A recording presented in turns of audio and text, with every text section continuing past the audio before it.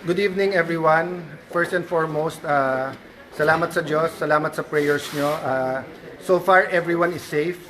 So far, walang balita po na anyone got hurt from the gunshot. So let me update you. First of all, kalma muna lahat. Kanina po, I was forced to manawagan through the Facebook because there's no other means of communication.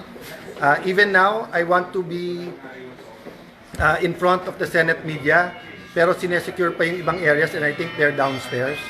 So, Secretary Remulla of SILG, of the DILG is here.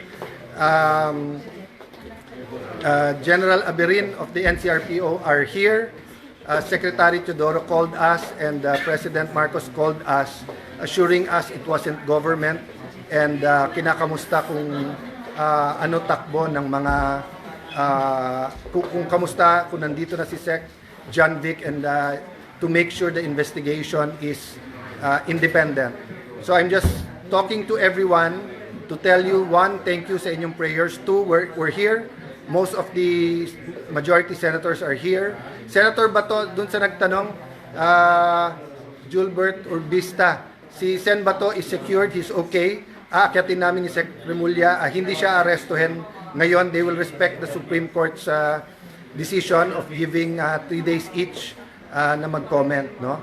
So, anyone who has information of what happened, anyone na nakakita dun sa mga nag-attempt pumasok at yung mga bumaril pabalik dito, please send us that information. Napaka-importante that the truth comes out and napaka-importante we don't jump into conclusions. I told you, everyone, dumating yung articles of impeachment.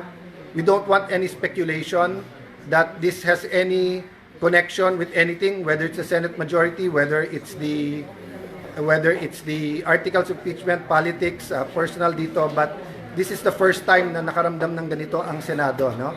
So we will report back through the media when we have time, but we're okay po. So sa lahat po na nagtatanong, no?